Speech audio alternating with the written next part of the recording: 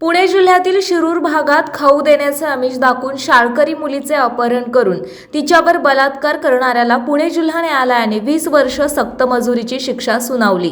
जिल्हा न्यायाधीश महेंद्र महाजन यांनी हा निकाल दिला आहे। सक्त मजुरीसह 20,000 रुपये दंडाची शिक्षा सुनावली आहे। दंड न भरल्यास आरोपीला 1 वर्ष अतिरिक्त कारावास भोगावा लागणार। चंद्रशेखर दीपक वनशिवे वय 32 राहणार पारगाव तालुका दौंड असे शिक्षा सुनावलेल्याचं नाव आहे। याबाबत पीडितेच्या आईने शिरूर पोलीस ठाण्यात तक्रार दिली होती। शिरूर तालुक्यातील एका गावात ही घटना घडली होती। पीडित मुलीची आई मजुरी करते। महिला, तिचे पती, पीडित 9 वर्षाची मुलगी आणि तिचा लहान भाऊ असे त्यांचे कुटुंब होते।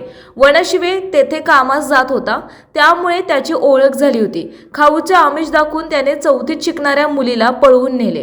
त्याने तिच्यावर बलात्कार केला। त्यानंतर दुसऱ्या दिवशी पीडित मुलीला गावात सोडून पसार झाला होता।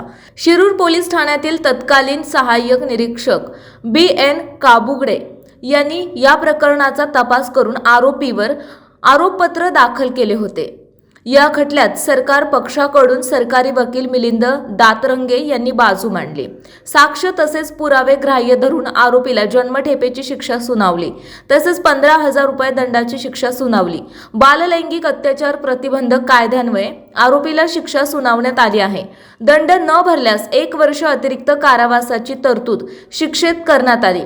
न्यायालयीन कामासाठी पोलीस निरीक्षक संतोष घोळवे, उपनिरीक्षक विद्याधर निश्चित, हवालदार बाळासाहेब गदादे, शिपाई रेणुका भिसे, रोहित बाचल यांनी सहाय्य केले। पीडित शाळकरी मुलीवर बलात्कार झाला तेव्हा ती 4थीत होती। पीडित मुलीला 5 लाख रुपये भरपाई देण्याचे आदेश पुणे जिल्हा विधी सेवा प्राधिकरणाला देण्यात आले आहेत। बलात्कार प्रकरणात पीडित महिला मुलीला मनोधैर्य योजनेअंतर्गत शासनाकडून मदत दिली जाते। पुणे जिल्हा विधी सेवा प्राधिकरणाकडे अर्ज दाखल केल्यानंतर ही मदत दिली जाते। या योजनेअंतर्गत अनेक पीडितांना मदत देण्यात आली आहे।